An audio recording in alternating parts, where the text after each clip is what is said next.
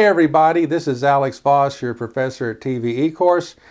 This is a great series of U.S. Air Force films on radar.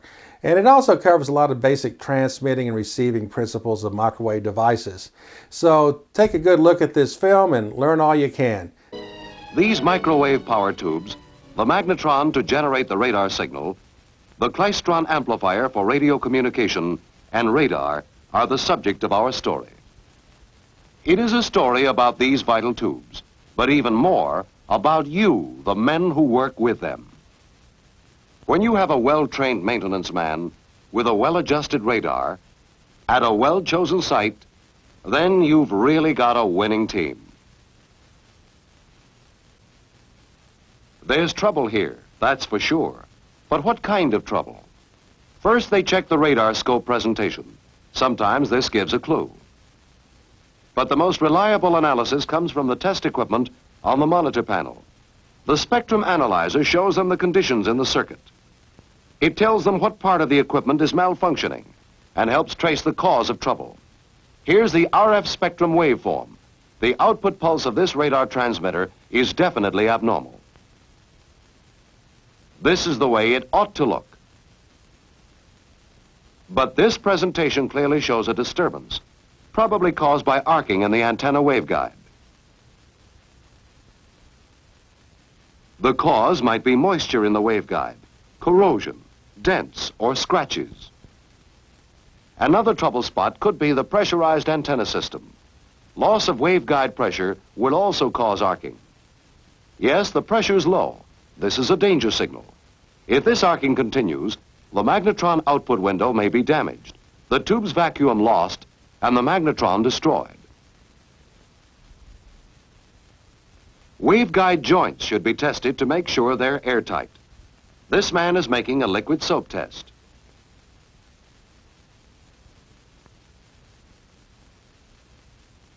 See where the bubbles are forming? He's found the trouble. But how serious is it?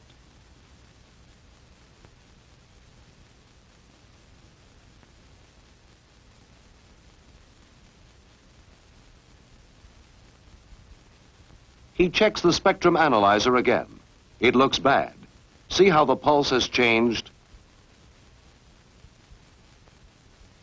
Finally, the main pulse deteriorates completely.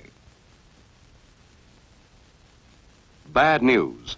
The magnetron is seriously damaged. It's beyond repair. This means shut down the equipment and get ready to install the spare.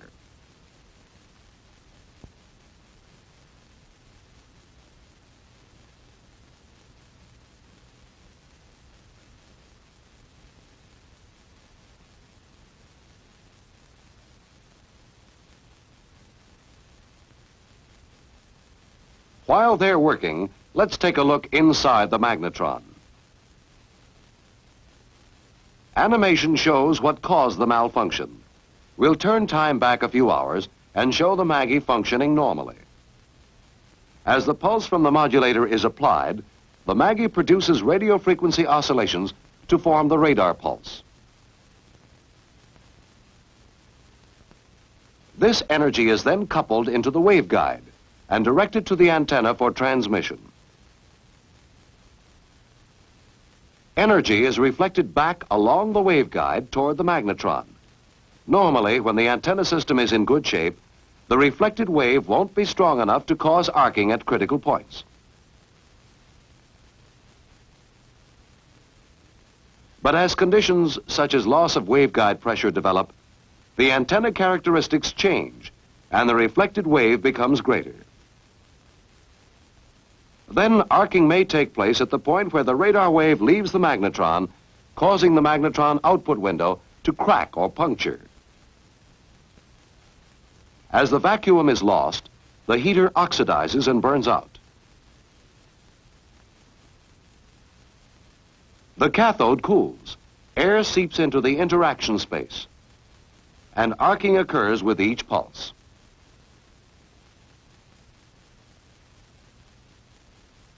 After the magnetron has been unbolted,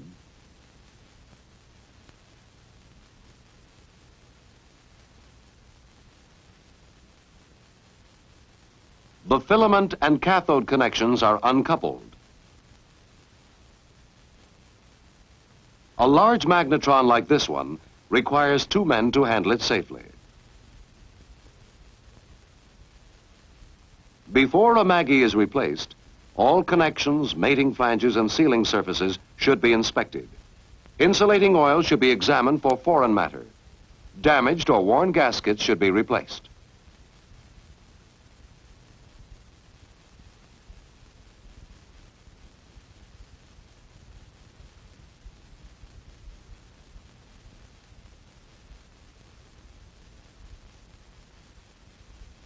Heater's supply voltage should be established at the value marked on the tube. Later, when the plane returns to base, the heater voltage should be double-checked with an accurate instrument. Now that the spare magnetron has been installed, further tests are necessary. The technician must make sure he has the required pressure and that there are no air leaks. Instructions concerning the care of pressurized antenna systems will be found in the appropriate tech order handbook. The liquid soap method is a simple way to check for pressure leaks and may be used where more accurate means of testing are not available. Test equipment is used to analyze the performance of a newly installed tube. The output pulse is checked on the spectrum analyzer. See how the large hump or main bang is symmetrical and sharply defined. The side lobes are relatively small. A presentation like this means that the Maggie is firing properly. Not only that, it means that these technicians know their jobs.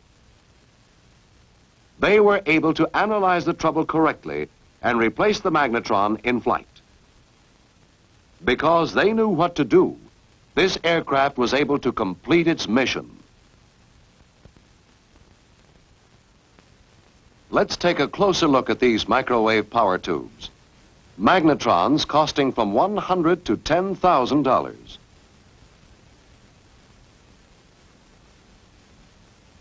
Klystrons costing from $1,500 to $25,000.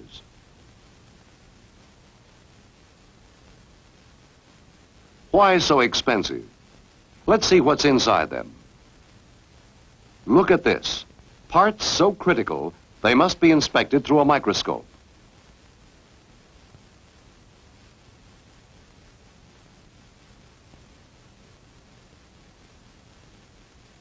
Tolerances accurate to 4/1000ths of an inch.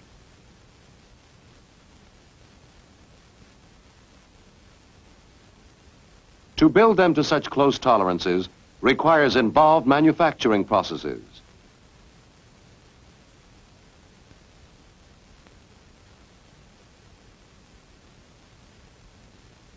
Specialized parts must be carefully assembled.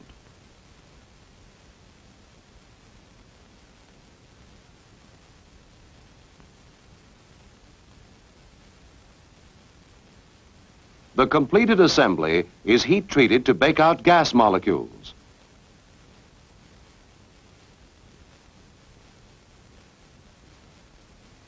So that they may be removed by an evacuation machine.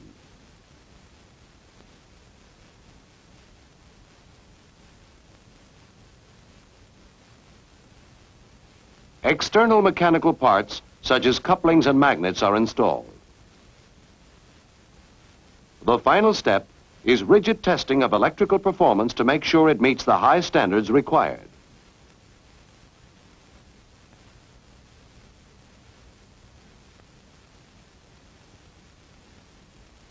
Pressure tests ensure leak-proof connections throughout. Now the tubes can be put into storage. Even here, should tiny defects develop while on the shelf, continuous sample testing will reveal them. Before shipment, the delicate tubes are carefully packaged. The quality designed in during research, built in during manufacture, maintained by rigid testing and careful storage, will reach the user intact.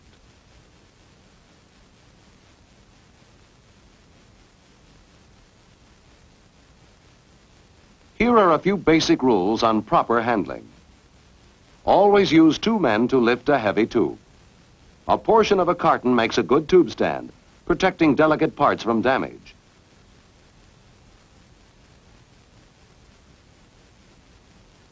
But a wooden rack is better and lasts longer. Save all the cartons and packaging materials. Use them to return defective tubes to the factory. Magnetrons should be separated at least 12 inches. Then their magnetic fields won't interlock. Don't store them on steel shelves or they may be degaussed.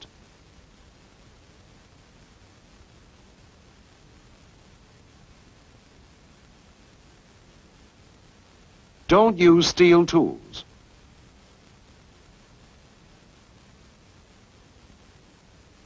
Use non-magnetic tools. Following these simple rules will save time and trouble, prevent damage, and save the Air Force many thousands of dollars each year. On most of the smaller high-performance aircraft like this one, it is not possible to do in-flight radar maintenance. Therefore, most of the work must be done in the electronics maintenance shop. This aircraft has just aborted an intercept training mission. The reason, radar malfunction. Had this mission been the real thing, an enemy bomber could have broken through our defenses. The maintenance man's job is to find out why the radar malfunctioned and correct the trouble. You'll see that although these radars come in smaller packages than those on larger aircraft, they are just as big a maintenance problem. The maintenance supervisor is in charge of this work.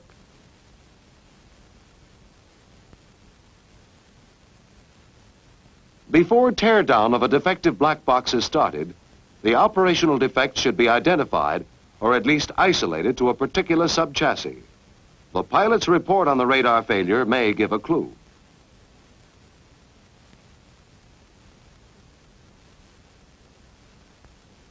Comparing the report of malfunction with equipment handbooks may also help to isolate the defect. But the best aids to repair are the analytical approach of the technician and the special test equipment he uses.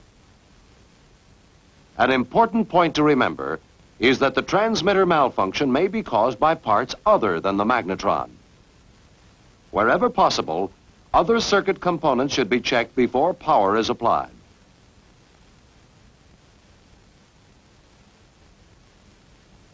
A simple resistance check will often reveal a short circuit. That's what the trouble is here. The airman will carry on from here and trace the short circuit. So far, so good. He's found a shorted filament transformer and replaced it with a new one. But what's this? He's decided to change the magnetron, too. The supervisor disagrees. Tube swapping is not a good idea. The old magnetron should be thoroughly tested before any decision is made.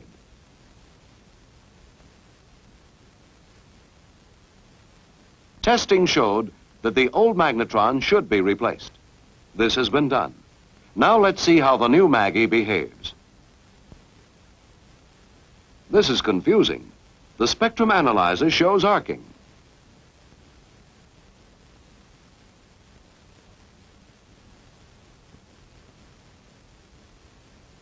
Let's look inside the tube and see what's causing it. Magnetrons are made of porous metals, which usually trap a small amount of residual gas. During storage, gas molecules migrate into the interaction space surrounding the cathode. When the tube is installed and power applied, it will operate normally if the gas content is low. But if gas content is high, arcing will occur with each modulator pulse. This arcing might be mild or severe. Frequently, tubes with residual gas can be restored to normal operation by a suitable break-in or seasoning period.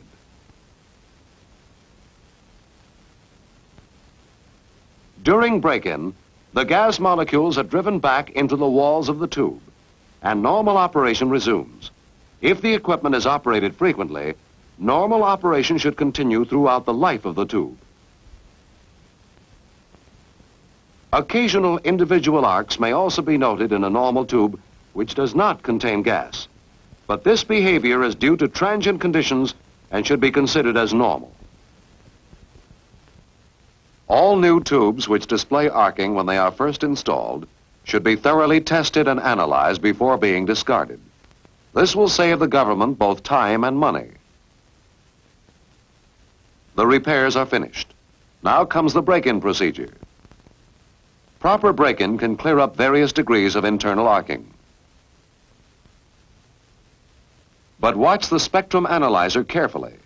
If frequent arcs occur, switch to standby immediately.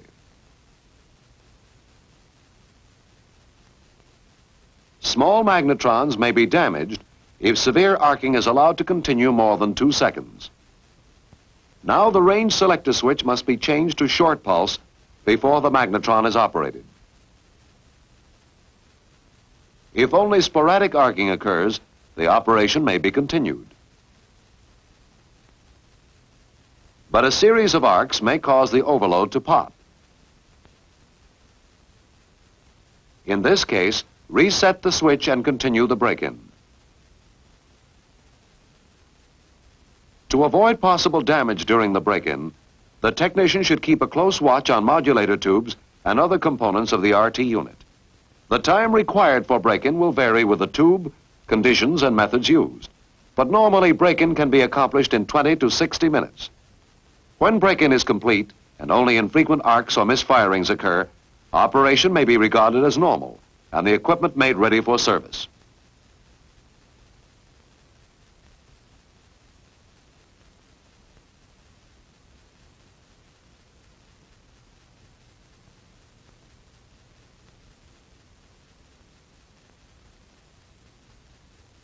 In addition to the airborne radars, there are a great many ground radar sites scattered about the continental United States and Canada.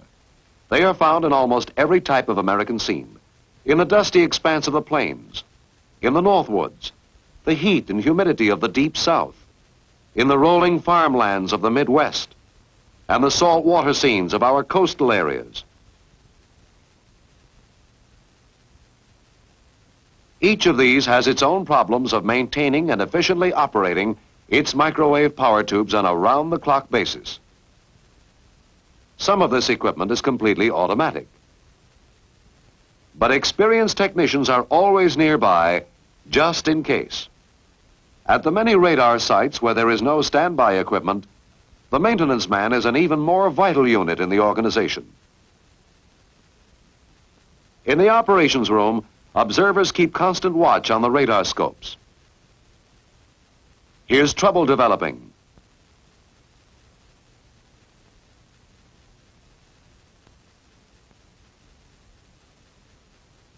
When equipment starts to malfunction, quick repair is a must.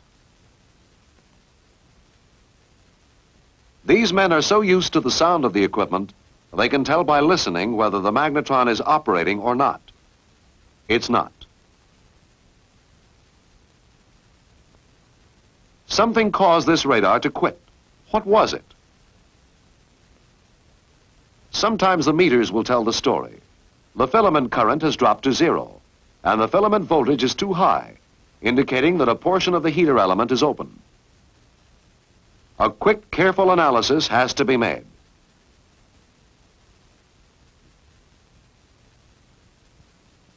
Here is where maintenance skill and training pay off.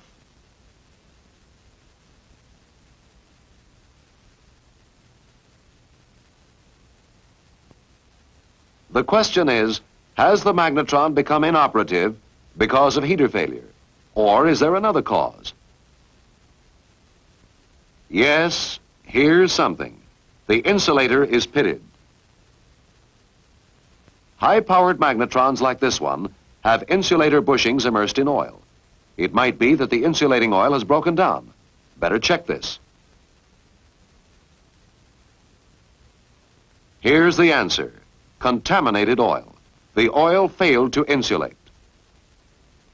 Oil can break down after long exposure to heat and high voltage. Oil may also be contaminated by dust, moisture, metal particles, or air bubbles. Here is how contamination breaks down oil. As contamination accumulates in the oil, current paths are created between high voltage terminals and ground. As the condition becomes worse, due to increase of contamination and change in oil structure, a definite high voltage path for corona discharge is created in the oil. The corona discharge begins to erode the surfaces of the insulator.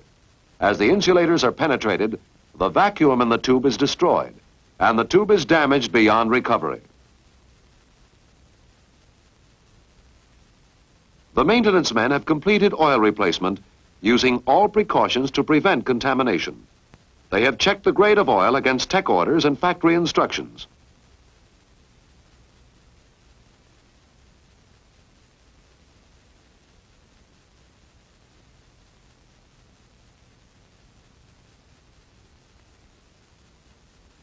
But before installing the new Maggie, all mating surfaces and flanges must be inspected and cleaned or replaced as required.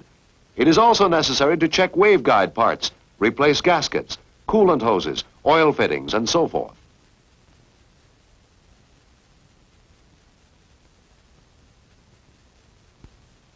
Be sure all electrical connections are secure. Careful, watch out that terminal doesn't hit the cabinet. That could ruin the tube.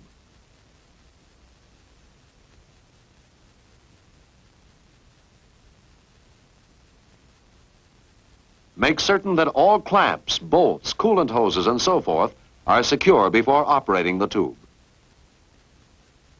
All set? Okay, hit the power button.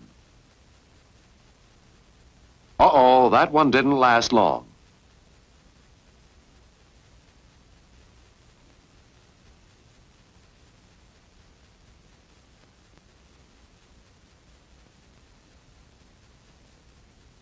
There are many reasons why new tubes may fail to function properly. One of the primary causes of tube failure is damage sustained during transportation and handling. This damage may occur during shipping or in the depot.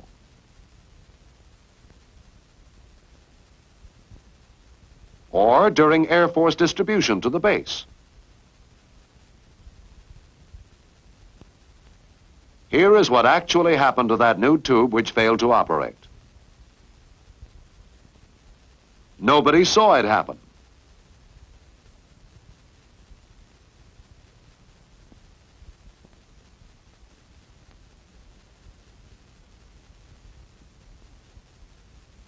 Nobody's going to tell. And nobody's going to get the slightest use out of that magnetron. But these men don't know this Maggie fell off a truck. They just know it won't work.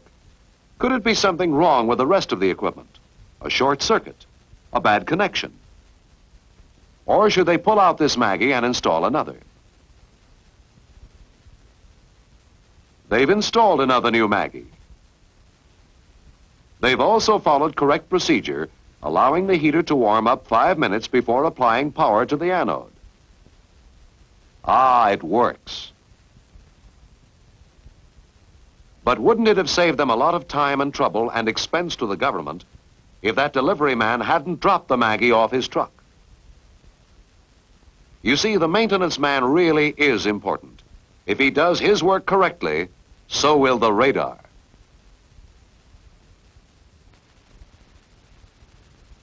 The Magnetron is only one type of microwave power tube used by the Air Force.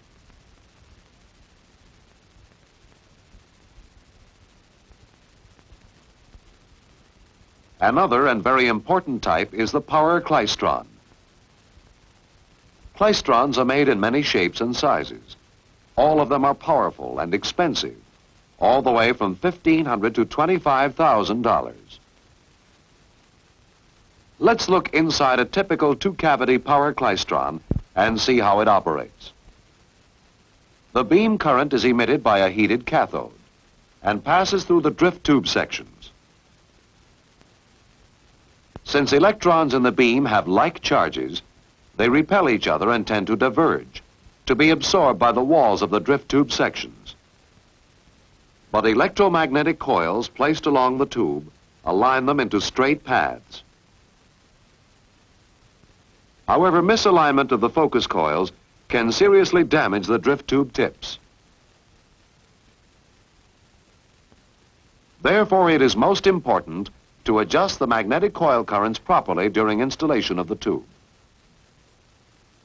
When a steady direct current is flowing through the tube, an RF signal from the RF driver stage is introduced into the first cavity resonator. As the cavity is tuned to resonance, a strong RF field appears between the drift tube tips, which form a gap in the resonator. The electrical charges on these tips alternate at the driver frequency rate on opposite sides of the gap. At the same time, individual electrons in the beam are being accelerated or decelerated at the RF frequency rate. This produces bunching of the electrons as they approach the gap in the second resonator. There they are decelerated and release energy. The resonator converts this energy to RF energy and amplifies it. Additional resonators are sometimes provided for greater amplification. From the last resonator, the amplified RF signal is coupled into the waveguide and transmitted to the antenna.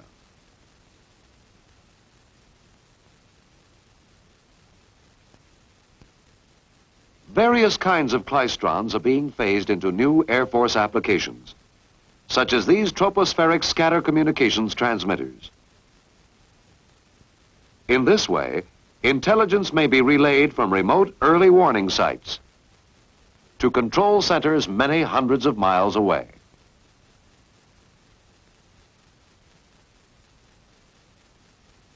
This transmitter has dual equipment. One transmitter operates while the other is on standby in case of emergency. The equipment is automatic. Meters and instruments keep a constant check on its operation.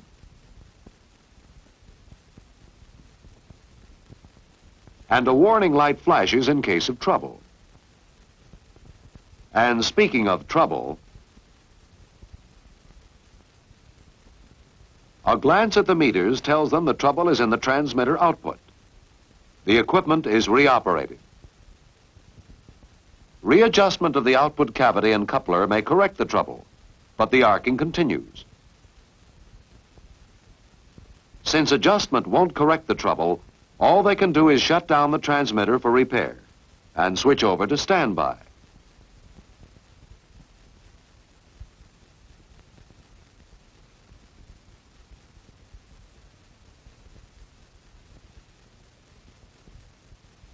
The Klystron has been removed for inspection. It may have been damaged by the arcing. Yes, the output ceramic is badly damaged. An important consideration in maintaining the Klystron is the proper adjustment of the impedance matching unit. In this case, improper adjustment of this unit during installation ultimately caused the arcing in the output section, which in turn destroyed the tube.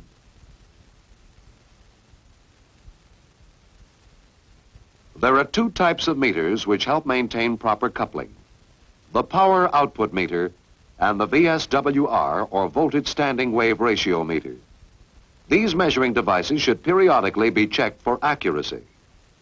But in general, the best way to avoid damaging or destroying the Klystron is to study and thoroughly understand the various installation and operating instructions furnished by the equipment and tube manufacturers.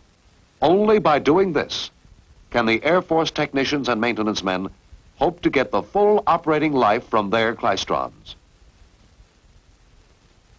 At the Tropo Shack, the maintenance men have installed the new Klystron. But before operating at full power, they are careful to recheck all circuit meter readings and coolant flow gauges. These meters are important because a minor error in one of the adjustments might shorten the life of the tube. The power Klystron is really a very dependable piece of equipment if properly treated. Once it has been correctly installed and aligned, it requires very little maintenance during its long service life. A good rule to follow is install it carefully align it properly, then leave it alone. As the progress of aircraft and air defense continues, other and more varied uses will undoubtedly be found for microwave power tubes. With these new applications will come new problems to be solved by maintenance men of the future. Those men will tread the paths charted by technicians of today who found that this type of maintenance can be simplified by careful attention to 4 basic factors. Careful handling, proper break-in, avoidance of tube swapping and trial and error maintenance, and the timely use of maintenance aids such as test equipment, tech order handbooks, and manufacturer's information pamphlets. There is no substitute for know-how, initiative, and ingenuity. Yet no one man or group of men can do this job alone. Maintenance is a team effort. Only by the cooperation of procurement, supply, transportation, and every department concerned can the Air Force continue to operate the reliable radar equipment which is such a vital part of national defense. Only by continued teamwork and devotion to duty can the radar eyes of America guide us to that peaceful tomorrow, which is the reward of nations who stay alert today and every day.